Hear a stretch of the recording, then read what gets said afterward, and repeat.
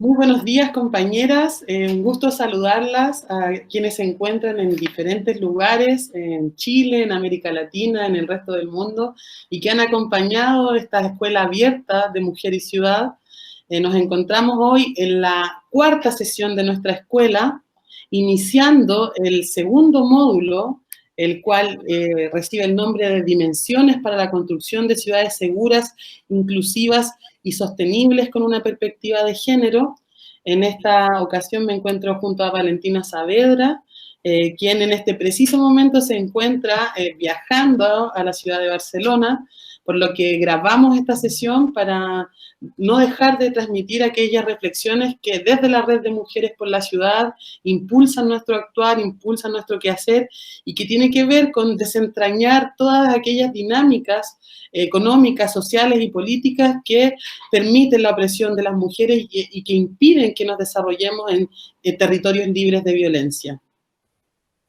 Sí, bueno, hola a todas. Primero, gracias por conectarse el sábado en la mañana. Como dice Janina, yo no podía estar presente, no voy a poder estar presente en esta sesión, así que grabamos esta cápsula para poder entregar los saberes y los aportes que creemos que son necesarios para pensar una ciudad desde la perspectiva de género, desde el feminismo. Y en particular esta sesión vamos a trabajar el tema del hábitat residencial, el mercado de suelo y la violencia de género en el espacio urbano, precisamente porque creemos que es fundamental para las reflexiones feministas pensar también las ciudades desde la construcción misma de los espacios privados, de los espacios de vivienda, y cómo estos también van generando como las diferentes desigualdades y posibilidades también y continuos de violencia en la ciudad. Entonces voy aquí a compartir la pantalla. Tú me dices, Janina, cuando ya esté compartida. Sí, ahora modo presentación y estamos. Ahí va. Vamos. Bueno, nos gustaría partir esta reflexión continuando una línea que se ha desarrollado desde la teoría feminista en los últimos años, pero que en realidad es una tradición que surge ya en los años 70 y que es pensar cómo la matriz capitalista se imbrica, se une a la matriz patriarcal para provocar un daño específico sobre los cuerpos de las mujeres, de las niñas y los cuerpos feminizados y disidentes, y específicamente cómo esta unión patriarcal y capitalista podemos verla expresada hoy día en las ciudades que habitamos, en los modelos de planificación que se han instalado en Chile. Nos gustaría partir esta reflexión invitándolas a pensar por qué las feministas deberíamos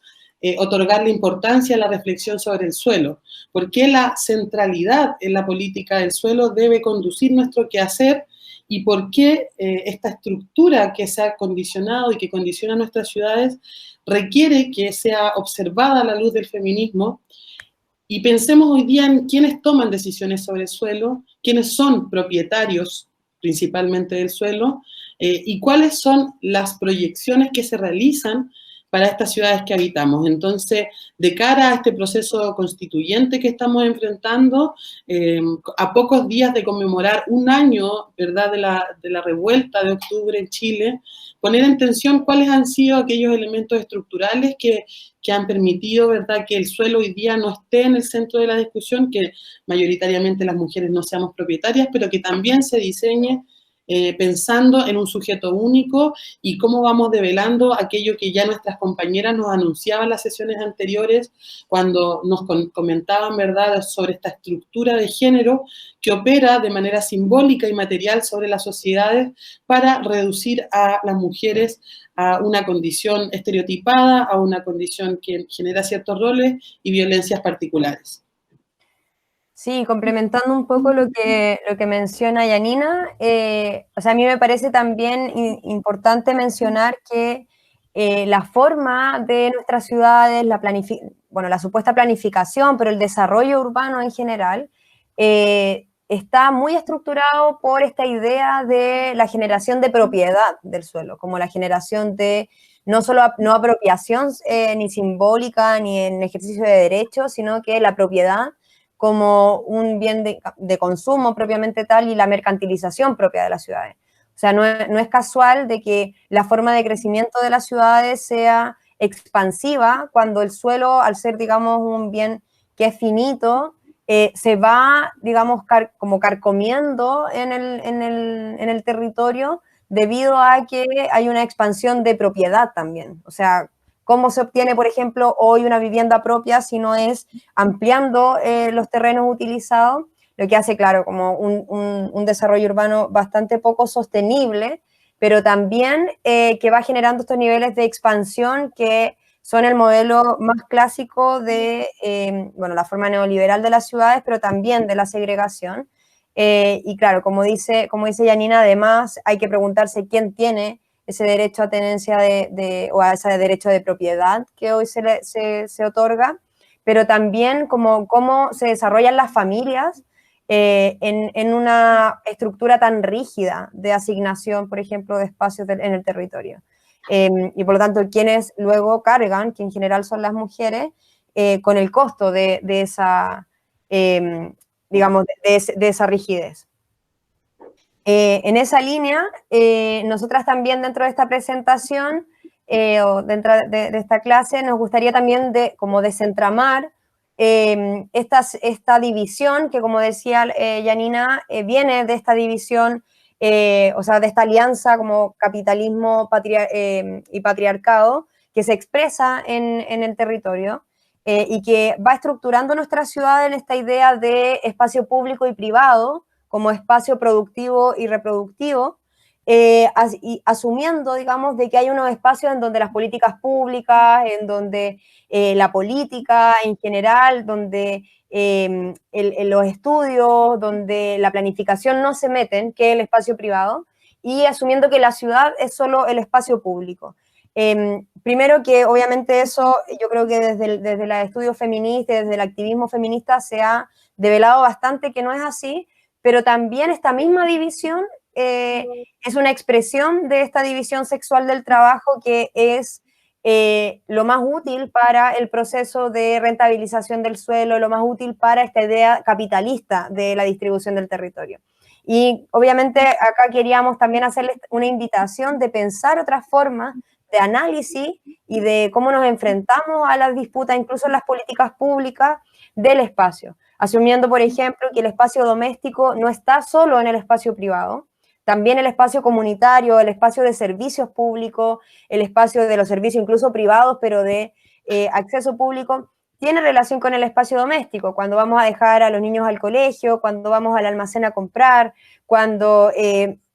tenemos que ir al consultorio, etcétera, son labores de cuidados y labores domésticas que no es ni espacio productivo, ni tampoco un espacio de recreación. Es un espacio de labores que como las labores, como dichas labores no están reconocidas, tampoco está reconocido su circuito espacial, en el espacio, digamos. También, bueno, abrir la discusión sobre que la idea del espacio privado no es un espacio de privacidad propiamente tal, por lo mismo que mencionaba antes, un espacio que, si bien es de propiedad privada, no necesariamente genera un espacio propio, un espacio de reflexión, recreación, descanso, que muchas veces se asume que es el rol que tiene, digamos, el espacio privado. Y también, bueno, el espacio íntimo, que tiene que ver también con la apropiación y la soberanía sobre el cuerpo, ¿no? Que si bien no se estudia mucho o no se aborda mucho en los estudios urbanos propiamente tal, sí es un punto de partida fundamental si queremos, por ejemplo, construir espacios urbanos seguros, espacios de exposición segura, espacios, digamos, de relaciones que no violenten y que no pasen a llevar, digamos, las corporalidades y las identidades. Sí, en ese sentido nos gustaría partir trayendo a esta jornada un poco de historia y pensemos en que esta historia que vamos a hablar de Chile, pero también para las compañeras de otros países, de otras latitudes, que es la historia de América Latina y de la apropiación neoliberal del suelo. Vamos a tener que nuestro país tiene una relación bastante especial con esta mirada del espacio, ya que, para empezar, Pinochet tenía una animadversión por la geografía, tiene muchos textos que, bueno, después fueron encontrados plagios, pero en el cual desarrollaba esta idea de que las ciudades y el territorio, ¿verdad?, serían esta arma para la guerra en la que hay que poner mucho ojo, y el suelo no va a ser, por supuesto, dejado de lado en esta mirada militarista de la dictadura, y al igual que la educación, al igual que la salud, al igual que las pensiones, es otro derecho social que es profundamente cuestionado, ya que luego del golpe de Estado, esta dictadura va a sentar las bases del Estado neoliberal, y estas políticas van a atender a la apropiación del suelo mediante la especulación financiera. ¿Qué quiere decir esto? Que el suelo entra en circuitos donde la bancarización, donde la renta y donde el sistema, el circuito financiero global van a tener mucho más que decidir que las comunidades y las personas. Entonces, lo que hace esta Ley General de Urbanismo y Construcciones del año 1975 es que se liberaliza el uso de suelo, dice que el suelo es aquello que debería estar al arbitrio de las necesidades del mercado. No existe planificación urbana ni democrática a largo plazo, y tampoco existe una institucionalidad que dé garantías de que la ciudad se planifique con una mirada a largo plazista. Las consecuencias de este modelo las podemos evidenciar durante los años 80 con la expulsión de poblaciones empobrecidas a los márgenes de la ciudad, a la expulsión sistemática, ¿verdad?, de aquellos proyectos como la Villa San Luis, que habían sido emblema del proyecto de la Unidad Popular, despojados, ¿verdad?, sacados de este proyecto de ciudad impulsado desde la Unidad Popular, para instalar, ¿verdad?, la mercantilización del suelo, para instalar durante los años 90 una política de vivienda social en la que el Estado se desligaba de su función constructiva y traspasaba todo a las constructoras inmobiliarias a través de subsidios habitacionales. Y esta política podemos ver sus expresiones, ¿verdad?, en la gran desigualdad que vemos en los mapas de Santiago de Chile, que podemos mapear desde parques hasta puntajes de PSU, y siempre nos va a dar, ¿verdad?, el mismo cono de riqueza y la misma distribución de la pobreza hacia las periferias. Entonces, esta manera de construir ciudad es la que hoy día los académicos y académicas, ¿verdad?, desmontan y dicen cuáles han sido sus efectos, pero que tampoco se ve modificada con la actual Política Nacional de Desarrollo Urbano, que es del primer gobierno de Sebastián Piñera, el año 2010, en la cual, en el papel, en la letra, ¿verdad?, tiene bastantes componentes que podrían hablarnos de otro tipo constructivo, pero que no se traducen necesariamente en una nueva manera de habitar las ciudades. La siguiente, ¿vale? Aquí tenemos una frase, ¿verdad?, del Ministerio de Vivienda y Urbanismo. Al tener un patrón de crecimiento natural, o sea, cuestionamos ya de entrada que las ciudades tengan un patrón de crecimiento natural, creemos que las personas deciden sobre las ciudades. Las ciudades deben ser tratadas como mecanismos ajustables de acuerdo al requerimiento del momento y las circunstancias. Entonces podemos evidenciar cómo desde el Estado se promueve una política en la que las decisiones se toman en ese momento y no existe una mirada de largo plazo sobre las necesidades para la población. Esta política, además, sí, la siguiente, por favor, esta política de liberalización del uso del suelo a través de esta Ley General de Urbanismo y Construcciones se va además a potenciar bajo un concepto que la historiadora Verónica Valdivia define como la alcaldización de la política, y que es el traspaso de parte del Estado central a los municipios para hacerse cargo de derechos sociales. ¿Qué quiere decir eso? Que los municipios ahora tenían que hacerse cargo de la administración de escuelas, tenían que hacerse cargo de la administración de consultorios, y además tenían que hacerse cargo de dar permisos, de conceder o no permisos para construir en sus municipios. ¿Qué es lo que sucede con esto? Y que hoy día lo vemos reflejado, ¿verdad?, cuando los directores de obras municipales, que es un cargo además que está fuera del gobierno local, es un cargo que se elige por concurso, tiene que decidir o no si un proyecto inmobiliario es apto o no apto. ¿Qué sucede con esto? Que los municipios con pocos recursos en Chile van a ser aquellos que dicen sí a todos los proyectos inmobiliarios en altura, porque son municipios con pocos recursos, y este proceso, además de devaluarse las propiedades en las comunas más pobres, nos encontramos frente a esta ausencia del Estado, pero también nos vamos a encontrar con que no se cuestiona la forma de densificar nuestras ciudades. Y aquí me gustaría detenerme porque es muy importante pensar en la discusión sobre densificación en el marco de la crisis, cómo pensamos en qué tipo de construcciones queremos, cuántos pisos queremos que tengan estas construcciones y qué tan sustentables han demostrado ser bajo la crisis actual modelos, ¿verdad?, de densificación como el que vemos en Estación Central, en Santiago Centro, y que se encuentran con una amplia cartera de proyectos que buscan ser aprobados. Entonces nos encontramos frente a un momento histórico de larga data, en el cual los últimos 40 años se ha promovido un tipo de densificación que además trae consecuencias específicas para la vida de las mujeres y las niñas y los cuerpos feminizados. Y nos gustaría hablar en esta tarde cuáles son esas consecuencias. Adelante. Sí, o sea, solo para complementarte un poquito, Yani, respecto al tema de la alcaldización, me parece también importante mencionar que en el mismo proceso como de la generación, por ejemplo, de la política de subsidio, como esta idea como de Estado subsidiario, la alcaldización lo que hace es que, claro, traspasa facultades a los municipios, como decía Yanina, pero también busca construir espacios y distribuciones homogéneas en los municipios. No es casual, digamos, que haya como nuevas divisiones municipales, que haya procesos de erradicación, pero también hay como una intención de generar como ciertas similitudes dentro del mismo territorio. O sea, hay una visión territorial respecto a la desigualdad y esta como idea de la construcción de cono de riqueza que mencionaba Yanina, es, digamos, intencional y eso tiene directa relación con una idea que se instala a través como de los Chicago Boys y, digamos, de todo, del proceso de comillas, reformación económica, llámese imposición, que tiene relación con la idea de la focalización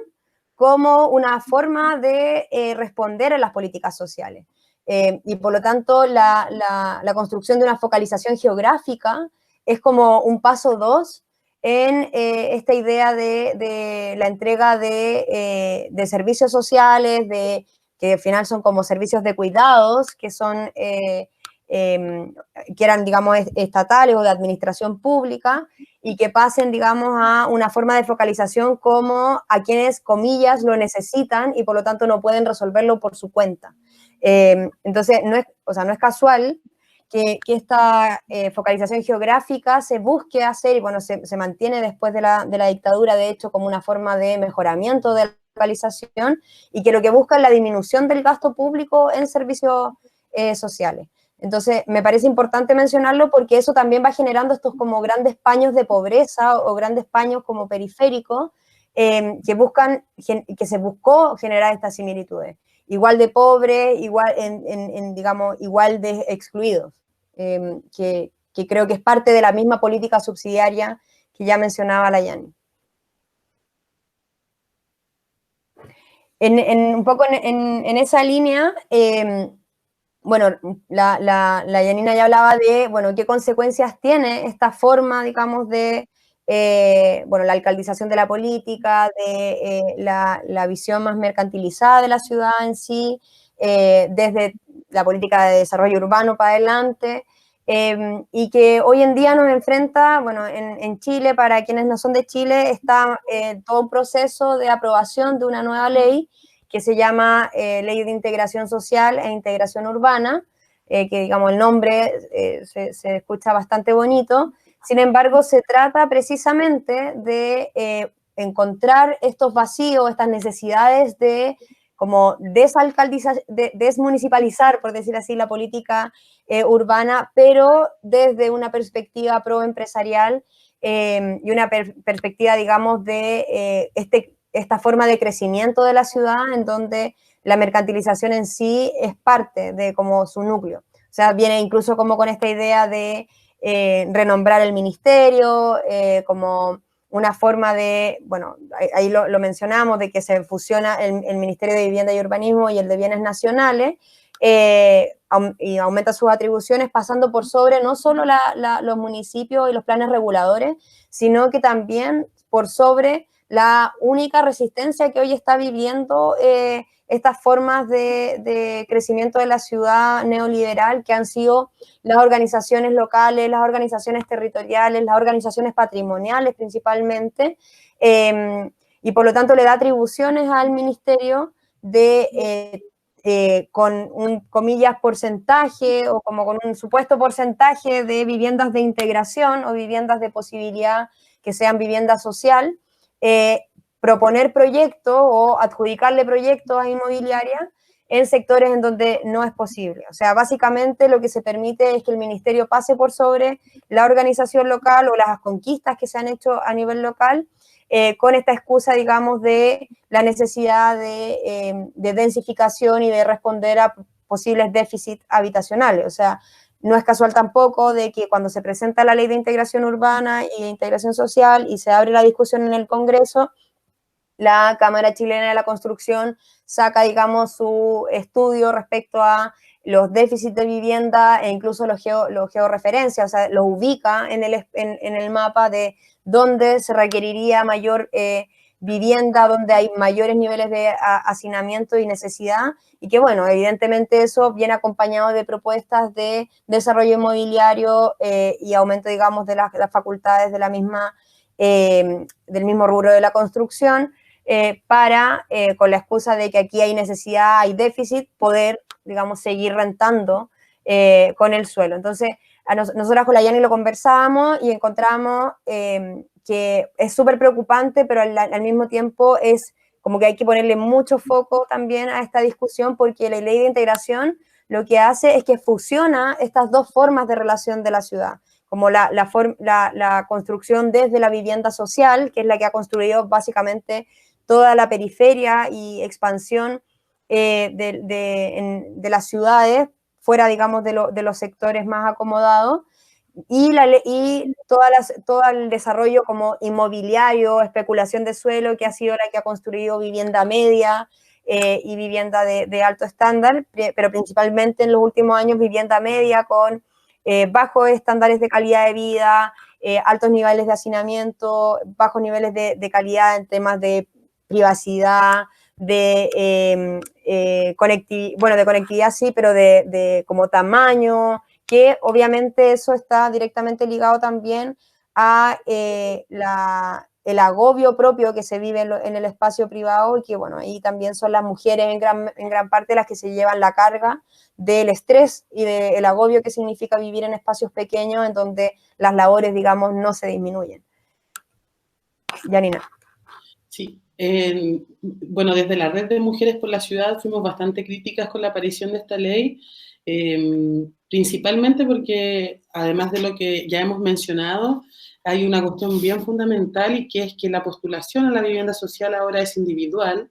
es decir, se desarticula este sujeto político, poblador, pobladora, que se organiza para conseguir que su comunidad se traslade a nuevas viviendas, y se resuelve todo nuevamente mercantilizando, ¿verdad?, un derecho social, que es lo que trajo también la revuelta de nuevo a la discusión, redefinir la concepción que tenemos de derechos sociales, para pensar que la vivienda social debiese tener otro tipo de tenencia, otro tipo de construcción, otro tipo, o sea, en el fondo nuestra crítica es al ciclo completo. Y esta es una ley que hoy día descansa en el Senado, fue aprobada por la Cámara de Diputados y bueno, luego vino el estallido, lo cual frenó un poco esto, y nos gustaría seguir activando en contra de su aprobación, porque creemos que es una ley deficitaria, que además nuevamente entrega atribuciones a la Cámara Chilena de la Construcción, que es el gremio que aglutina a todas las empresas inmobiliarias que son, bueno, son enemigos en el mercado porque se pelean los clientes, pero que son muy amigos para hacer lobby político, y que además hoy, en el escenario de la crisis, se presentan como la salida a la crisis económica por la cual atravesamos, y que también ahí nos gustaría hacer un vínculo bien particular, porque creemos que siempre después de las crisis económicas, se tiende a considerar que el sector de la construcción sería el que reactiva primero la economía. Entonces, preguntarnos qué tipo de construcciones, qué tipo de edificio en altura queremos, nos parece fundamental para analizar cómo vivimos las mujeres.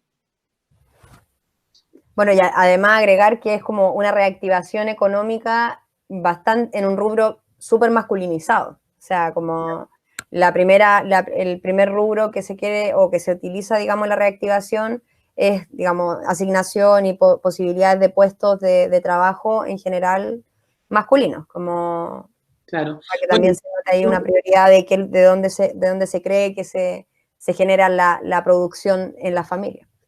Claro, bueno, el Ministerio de la Mujer hace poco lanzó una campaña que hablaba justamente de integrar más mujeres al sector de la construcción. Tampoco resulta ser una solución, porque claro, a pesar de que es masculinizado, pero la forma de producir ciudad es inalterable. O sea, no, claro. Sí. Puede haber más mujeres, pero no se cuestionan y bajo el contexto de la crisis, además, fueron muy enfáticos en esta ley de protección al empleo, ¿verdad? Que permitió el despido masivo de trabajadores del sector de la construcción. Bueno, un poco en la misma línea de lo que mencionaba Janina, bueno, este es un mapita de el 2012, creo que será, que, bueno, habla de un poco de la proyección de los subcentros de equipamiento urbano. Esto es un mapa, digamos, que hace en su momento el Ministerio de Transporte, pero lo que nos parece interesante mostrar es que hay un entrecruzamiento, digamos, de la proyección que hace los organismos públicos respecto a la ciudad y el aprovechamiento propiamente tal del sector inmobiliario y, digamos, comercial que mercantiliza, digamos, y que renta con el suelo, que van un poco de la mano, ¿no? En este sentido, para contarles un poco, estos son los núcleos o ¿cómo se llama? Como subcentros de equipamiento urbano que proyecta el ministerio, pero que al mismo tiempo, luego de años, esto se proyectó en su momento, y luego de años podemos ver que la localización que quería potenciar los organismos públicos de desarrollo de la ciudad, pensando, esto venía a partir de un diagnóstico de donde faltaba equipamiento, de donde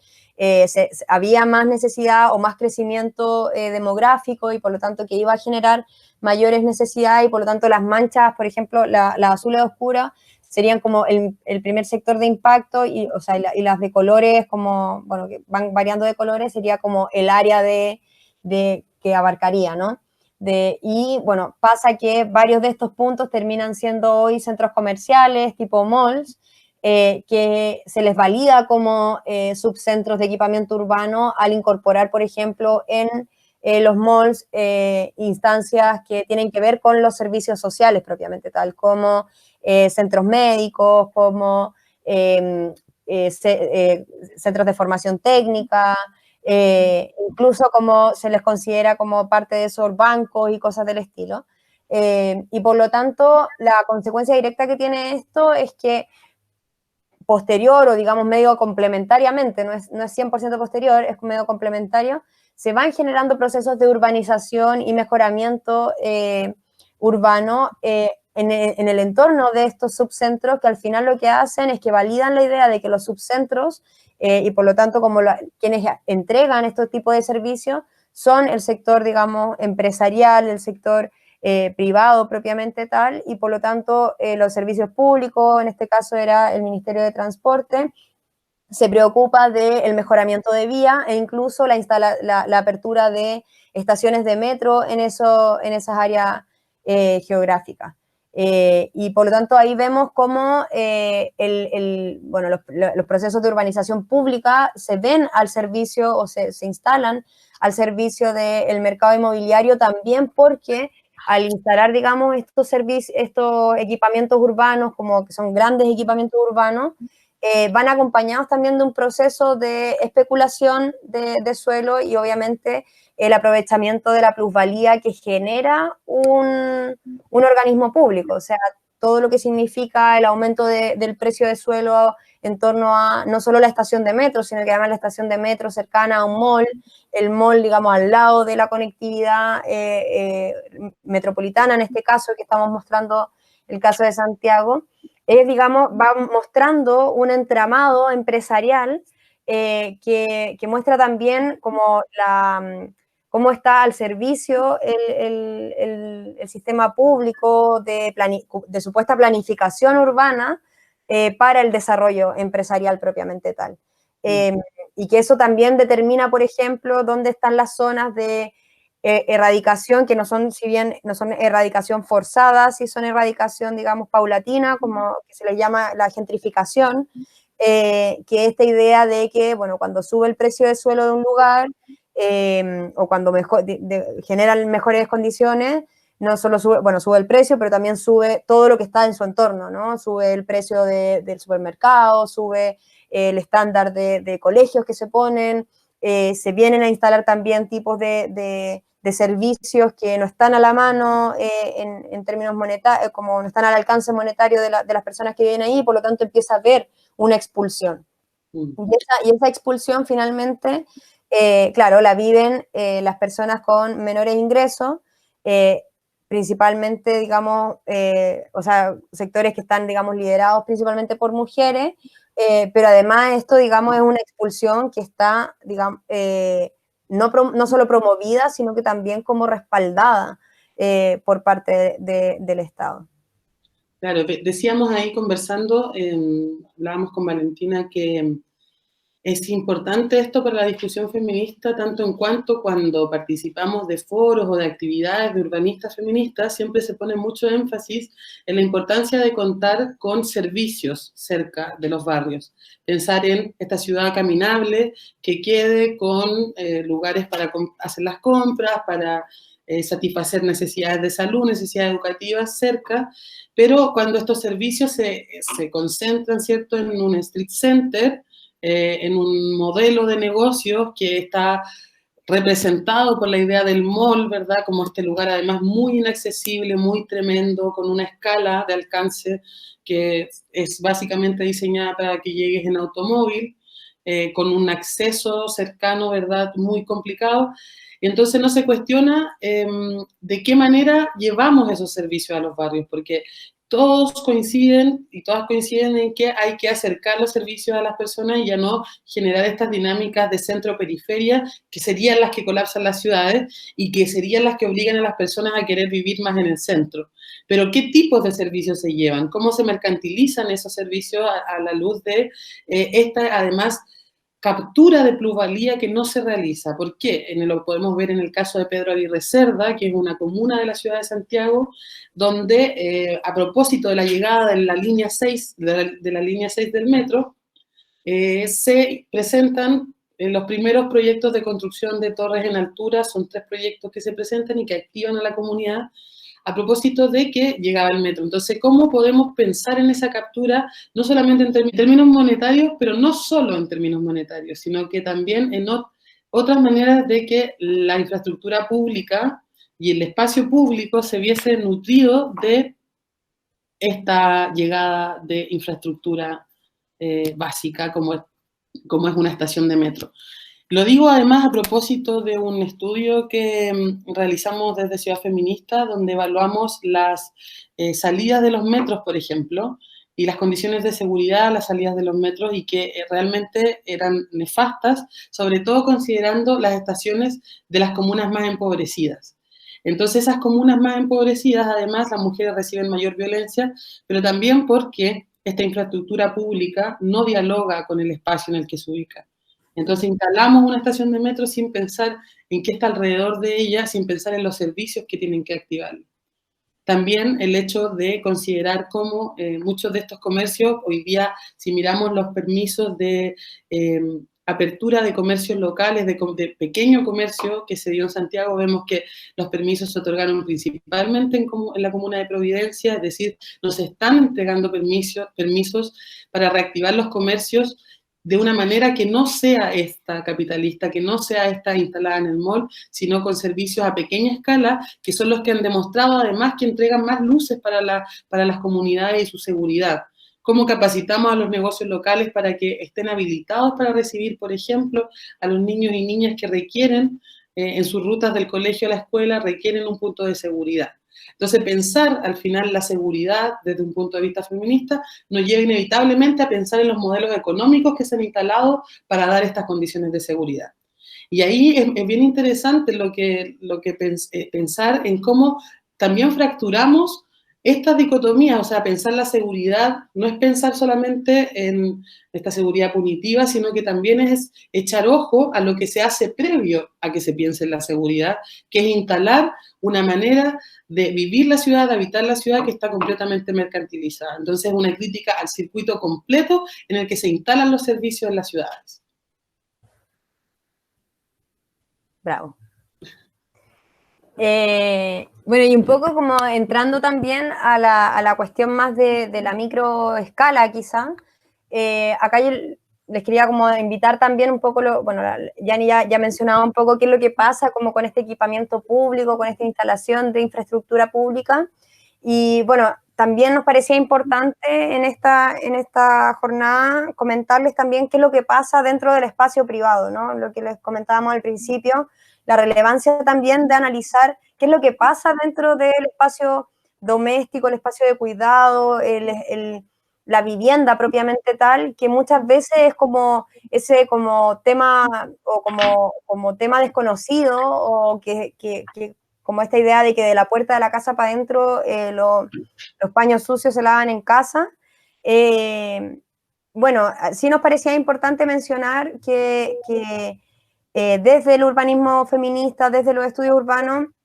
además de cuestionar, digamos, todo el debate de la estructura digamos, de las políticas de suelo, esta asociación que existe entre como la adquisición de patrimonio, como idea de la propiedad que adquiere el hombre sobre el territorio, que también se refleja en esta idea de que el hombre adquiere la propiedad de la mujer en el matrimonio. Entonces, y eso se ha construido, digamos, dentro, en la cuestión espacial, de que esto se instala dentro de la dinámica familiar, dentro de la vivienda, ¿no? Y por lo tanto ahí no hay mucho cuestionamiento y no hay mucho más que hacer desde las políticas públicas. Bueno, no es así, y lo que sí nos gustaría mencionar es que, bueno, los mayores niveles de violencia que se conocen en general están dentro de la vivienda, la mayor cantidad de feminicidios están dentro de la vivienda, y bueno, hay que preguntarse qué es lo que pasa entonces dentro de la vivienda. Acá yo les traje un diagrama que yo hice para mi tesis de posgrado, que es un diagrama que no es necesario como que lo entiendan como totalmente en detalle, porque está medio chiquitito, pero las pelotitas de colores van describiendo como temporalidades, ¿no? Como que en dónde estaba ella, o en ese, claro, como hacia dónde se movió a esa hora, ¿no? Esto es la vida de una mujer, una mujer casada con hijos, y bueno, es una situación bastante compleja en donde ella tenía, bueno, además de las labores domésticas y de cuidado, tiene un trabajo formal, además tiene un trabajo informal, y además tiene un trabajo comunitario. Y que me parece importante mencionarlo porque, primero, la cantidad de horas y de labores que se realizan dentro de la vivienda muchas veces están invisibilizadas, ¿no? Desde la despertada más temprano que el resto para poder tener el desayuno listo, el quedarse más tarde que el resto para poder hacer el aseo, generar todas las dinámicas de limpieza, etcétera, pero también considerando como la espacialización también de la informalidad del trabajo, que eso se genera dentro de la vivienda. ¿A qué me refiero? Que bueno, hay un porcentaje de alrededor del 30% de trabajadores que trabajan en la informalidad y estos son principalmente mujeres. ¿Dónde se genera ese trabajo? Generalmente en la vivienda. Y en general son trabajos que son labores de cuidado, labores domésticas externalizadas, ¿no? Como cuidados de niños, pueden ser, bueno, la cocina en general, como el emprendimiento de sándwich, de queques, de la venta de empanadas, de mote con huesillo, no sé, hasta, bueno, cuestiones tipo como venta de artesanía, peluquería en casa, el tejido, confeccionamiento de ropa, etc. Y eso va generando dinámicas de agobio al interior de la vivienda por un sobreuso del espacio, que además si lo combinamos con todo lo que veníamos hablando antes, en donde la derivada de eso en temas como de la vivienda misma es que genera como viviendas de mala calidad, viviendas pequeñas, viviendas hacinadas, etcétera, va produciendo como una sobreutilización del espacio y un aumento del estrés familiar propiamente tal, porque el espacio de trabajo y el espacio de supuesto descanso y de labores de cuidado termina siendo el mismo. Y bueno, en general, digamos, ese agobio, ese estrés, termina siendo depositado en el cuerpo de las mujeres en forma de violencia por exigencias familiares, por ya sea violencia psicológica, violencia sexual, violencia física, y también, bueno, si sumamos que lideran el sector del trabajo informal, tiene cierta tendencia a la violencia económica por dependencia, ¿no? Pero también las mujeres, ante las precariedades o dificultades que pueden existir en los barrios, son también las que se organizan, son también las que intentan solventar, digamos, esos espacios, esos vacíos. ¿Y qué pasa en eso? Es que, bueno, además de que hay un aumento de carga que se le llama como la tercera jornada laboral, que es como lo hemos visto, por ejemplo, ahora durante la pandemia, que quiénes son las que lideran las ollas comunes, quiénes son las que lideran la recolección de acopio, etcétera. Bueno, también eso va aumentando las exigencias domésticas. Para poner un ejemplo, existen experiencias, por ejemplo, de esta misma pandemia, en donde por llegar tarde a la casa y no alcanzar a haber hecho el almuerzo, por haber estado haciendo, digamos, la olla común, se generan exigencias, como de dónde estaba y por qué no están las cosas hechas, por qué no te preocupas de tus hijos, por qué no te preocupas de la casa, y así un gran etcétera, que va además dificultando las formas de organización, pero al mismo tiempo son las que son llamadas a resolver los problemas comunitarios. Entonces esa contradicción y permanente tensión que existe en los cuerpos de las mujeres es también parte de este como continuo de violencia que, es que se refleja en el espacio como en el entramado de las precarizaciones. Y bueno, ni hablar además si hay trabajo formal que hacer, en donde, bueno, ahí obviamente las intenciones de independencia económica siempre vienen también con una respuesta de control, y el gran mecanismo de control en las mujeres es la violencia. No digo que esto le pase a todas las mujeres, pero sí hay una tendencia generalizada a que la precarización aumenta las exigencias de labores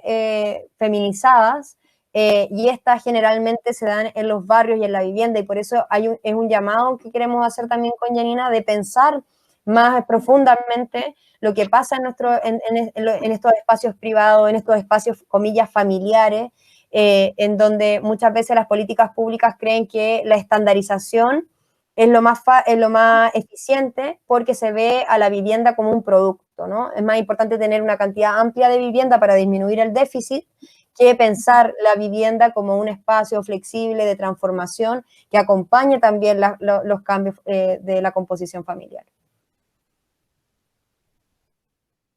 Sí, bueno, nos sumamos al diagnóstico que ya han realizado muchas compañeras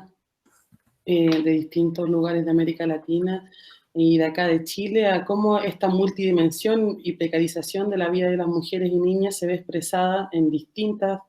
formas de opresión, la precarización laboral a la que estamos expuestas,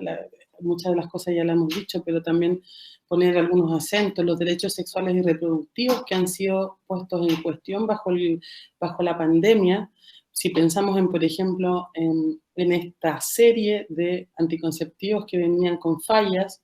cómo hoy día las mujeres responden a una falla de productos, ¿verdad?, de anticoncepción ante una legislación que nos impide abortar, que nos impide decidir sobre nuestros cuerpos, y el aumento de los embarazos no deseados durante la pandemia es una cuestión que la Mesa de Acción por el Aborto ya ha venido observando, el incumplimiento de la ley de aborto en 3 causales a propósito de los escenarios de pandemia. Entonces vemos que y Vale, si puedes avanzar por favor para mirar un poco las cifras, que tenemos las cifras, que parece que es la que viene, esa. Bueno, nos gustaría mostrarles, esto es solo una muestra de lo que nos ha sucedido durante el proceso de pandemia. Bueno, comentar que en Chile el único instrumento legal que tenemos de protección frente a la violencia de género, ya que no tenemos una ley integral de violencia de género, es las denuncias por violencia intrafamiliar,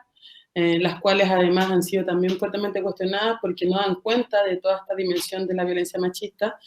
Pero si la tomamos como un referente de las denuncias de las mujeres, vamos a ver que, por ejemplo, para el año 2019, en la región metropolitana sur, es decir, en el sur de Santiago, denunciaron 11.686 mujeres versus 4.420 personas de sexo masculino. Por lo que se sigue sosteniendo esta teoría que tenemos las feministas, ¿verdad? Y este diagnóstico de que son las mujeres y cuerpos feminizados quienes reciben mayoritariamente la violencia de género. Para las comunas, yo trabajo actualmente mi tesis doctoral de geografía en las comunas de Pedro Aguirre Cerda y San Miguel. Tenemos que el año 2018 aumenta las denuncias por violencia intrafamiliar, pero si vemos las denuncias durante el contexto de pandemia para estas 2 comunas, por ejemplo, Pedro Aguirre Cerda durante el mes de enero registró 87 denuncias por VIH, en febrero 80, en marzo 85, y en abril, ya en plena pandemia, disminuyó drásticamente.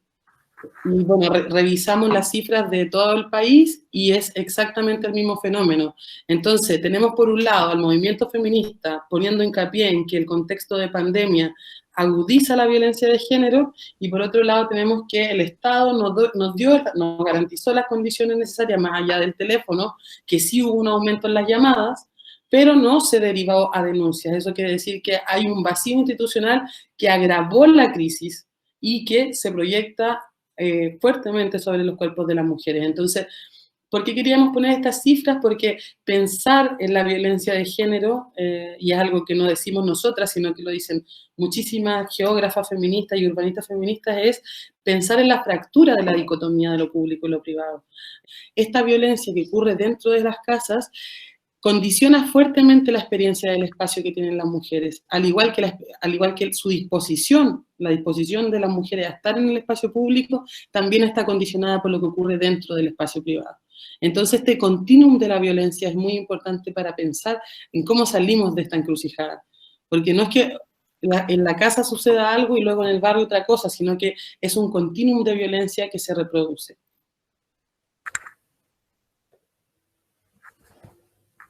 Desde las geografías feministas, Sofía Sagragosín nos dice que tenemos un reto epistemológico y la elección política de traer a la luz las espacialidades de las mujeres y los factores que determinan su cotidianidad marcada por graves asimetrías sociales y de poder. Indagar en dónde ocurren las violencias, y aquí nos parece importante pensar en las nuevas metodologías que se han instalado, la cartografía social, es importante, pero no para georreferenciar aquella calle que yo quiero decir que es la que abusan, no para estigmatizar una calle, sino para decir cuáles son las espacialidades y las emociones que nos producen los lugares que hemos aprendido a transitar. Como dice la geógrafa Paula Soto, chilena radicada en México, cuando nos sentimos miedo en el espacio público, no sentimos solo ese miedo, sino que también sentimos al tío que nos abusó, sentimos el miedo de la situación que nos pasó en el trabajo. El miedo se acumula en los cuerpos de las mujeres y se trae a la luz cada vez que nos enfrentamos a un lugar. Entonces, esta construcción contrahegemónica de la experiencia de las mujeres y cuerpos disidentes que estamos impulsando desde el feminismo, que también es nuestra apuesta desde la red, ya que la educación popular feminista es un bastión importantísimo para construir esta contrahegemonía, ¿verdad?, que nos invita a pensar esta política contra la violencia machista, particularmente en América Latina, en la geografía de los feminicidios o de los femicidios, y mapear este continuum de la violencia de género, y que además nos enfrenta a un problema metodológico importante. Esta es una cuestión que la Red Chilena contra la Violencia hacia las Mujeres ya viene denunciando hace varios años, y que es que el movimiento feminista tiene una cuantificación de mujeres asesinadas por crímenes de odio diferente a la que maneja el Estado, porque para el Estado solamente hay un tipo de femicidio. Entonces, ya ahí partimos de un problema metodológico, conceptual grave que nos enfrentamos, porque tenemos desconfianza de los datos que nos entregan. Y esta cuestión, cómo salimos de esto, tiene que ver con la activación territorial y la activación feminista en los territorios, ¿verdad? Entonces, y si puedes poner, Vale, la lámina anterior, la anterior de esa. Cuando pensamos en la violencia y por qué hablamos de fracturar la violencia de género y fracturar esta división público y privado, porque creemos que cuando se instala un edificio, no solamente produce daño una vez que las personas viven ahí, daño económico a través del endeudamiento, de la bancarización, que apunta a que solamente un sector de la población puede tener acceso a estos edificios, sino que también desde su construcción. O sea, las mujeres hoy día experimentan violencia en el espacio público, no solamente porque las acosen, sino porque esta forma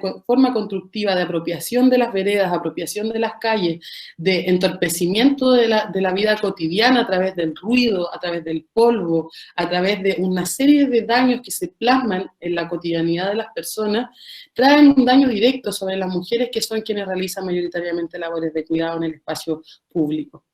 Entonces, también sumarnos a esta mirada de decir, bueno, tenemos una ley de acoso callejero que resulta ser muy insuficiente, ya que los tribunales desestiman casi todas las denuncias. ¿Cómo avanzamos en algo que vaya más allá de una ley de acoso y que piense también en el espacio público como una garantía de seguridad para las mujeres y las niñas? Entonces, si miramos, bueno, estas son unas fotografías de ejemplo, pero si miramos cómo se reproduce la violencia machista y capitalista en el espacio, vamos a encontrarnos con este tipo de cuestiones. Una vida cotidiana fracturada, interrumpida y además violentada por el acoso.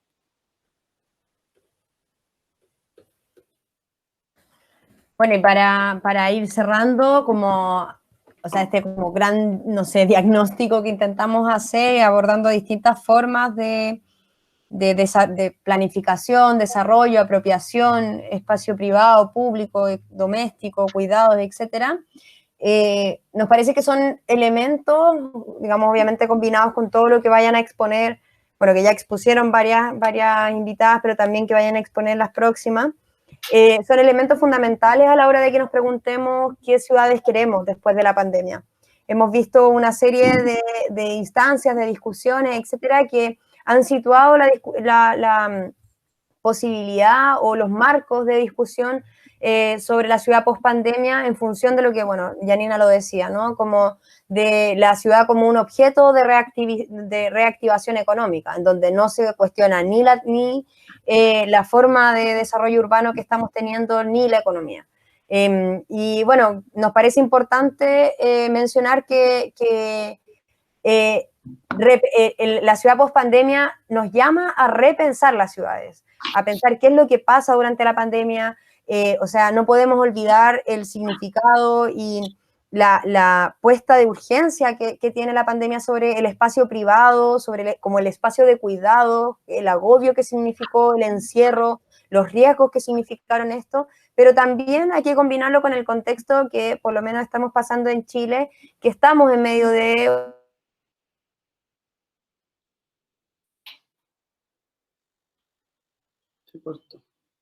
sino también una cuestión anterior y que tiene que ver con un llamado a repensar el modelo de desarrollo, el modelo de vida que tenemos. Y en eso, bueno, incluso la misma disputa de la ciudad, la disputa de los imaginarios, la apropiación del espacio, ha sido parte de este tipo de protesta, esto de renombrar espacios, de oponerse, por ejemplo, lo que decía Janina, sobre el mismo proceso de discusión de la Ley de Integración Urbana interrumpido por el proceso del estallido social, pero cuando llega la pandemia y, digamos, baja la algidez del estallido precisamente porque teníamos que estar confinados, confinadas, se le pone, por ejemplo, urgencia a ese mismo proyecto en el Senado aprovechando la disminución de la agitación social. Entonces hay una cuestión, obviamente, que la disputa y el conflicto social y político en el que estamos incide precisamente en el modelo de ciudad, desde la cuestión más micro, como el significado, la imagen, el simbolismo, hasta las políticas públicas propias, digamos, de la defensa o el enfrentamiento contra el modelo de desarrollo urbano actual. Y también una cuestión que nos parece importante, que yo les muestro una imagen que por lo menos a mí me gusta, y que es como el primer puma que se encontró, ahora ya es como más recurrente, pero el primer puma que se encontró en medio de la ciudad, y es que también esto de cuando la ciudad para, también nos recuerda en qué territorio está localizado, como qué es lo que, a qué se renuncia cuando tenemos este tipo de desarrollo urbano. Y bueno, no es casual que en muchas partes del mundo hayan, digamos, vuelto animales salvajes a ocupar el territorio, también un poco recordándonos de que este modelo expansivo y medio arrasador, con el contexto cada vez se hace menos sostenible, menos sustentable, y que eso tiene también una caída directa en el costo de vida, como el costo me refiero como humano, energético, personal, así como monetario. Entonces, también, y me parece importante mencionarlo porque esta idea de la reactivación de este tipo de economía tiene este tipo de consecuencias. Entonces, aquí, bueno, y para ir cerrando, y le doy el pase a Nina, que obviamente se nos abre una gran oportunidad. Estamos acá en un proceso de discusión sobre la nueva Constitución, que esperamos obviamente que se abra en el plebiscito con una aprobación mayoritaria y una discusión de una convención constitucional totalmente democrática y paritaria. Pero vemos ahí, o sea, lo que me parece importante mencionar es que hay una oportunidad de imaginarnos otro modelo, otras formas de relación del trabajo, sociedad, de la sociedad con la ciudad, de la ciudad con la economía, y con el modelo, digamos, de país que queremos. Y en eso claramente, digamos, el enfoque y la perspectiva feminista es fundamental, que no puede quedar atrás si es que efectivamente queremos que este como nuevo Chile y estas nuevas ciudades para el nuevo Chile reflejen realmente la sociedad en la que estamos. Entonces, llamado también es aprovechar esta oportunidad, y ojalá que también la escuela sea, sea virtuosa en ese sentido, sea un aporte en ese proceso de discusión. Yani. Sí, brevemente, bueno, agradecer la invitación a exponer y también a pensar en esta invitación a crear nuevas epistemologías del espacio. Estamos llamadas a crear también nuestras propias metodologías para levantar datos. Hay un montón de cuestiones que no se pueden decir con certeza porque todavía no están investigadas, entonces un llamado ahí a siempre pensar en cómo podemos relevar la experiencia de las mujeres, de las niñas y los cuerpos disidentes en el espacio, y a pensar en también cómo vamos disputando estos sentidos comunes, esta mirada contrahegemónica, y que tiene que ver con una mirada de largo alcance. La planificación urbana, si algo nos enseña, es tener esta mirada de largo alcance para decir, bueno, los procesos de autoeducación de los pueblos y de las mujeres son de largo aliento, y nada más que saludar la iniciativa de la Escuela Abierta, que justamente está en esa línea de proponer un trabajo feminista interconectado, de valoración de la otra, de potenciación de la voz de la otra. Así que agradecer al equipo que hace posible la escuela, y a invitarlas a votar a prueba Convención Constitucional este 25 de octubre. Y un abrazo a las compañeras del resto de América Latina que nos escuchan. Súper, sí, yo también quería agradecerles a todas. Vamos a seguir, obviamente, siguiendo el curso del resto de la escuela. Creemos que esta es una oportunidad bien importante de también articularnos entre las distintas participantes, no solo, digamos, las expositoras o las organizadoras. Y bueno, también estamos súper contentas también de participar en esta instancia. Lamento mucho que no poder estar presencialmente, o sea, bueno, me refiero como remotamente, pero ahí en ese momento, pero bueno, ahí vamos generando y construyendo un poco más de saberes para ir compartiendo y colaborando, y como dice Yani siempre es una oportunidad y es como la forma en que nos gusta trabajar, de ir colaborando y potenciándonos entre todas. Entonces, bueno, le damos el pase a las moderadoras y Yani las va a seguir acompañando el resto de la sesión.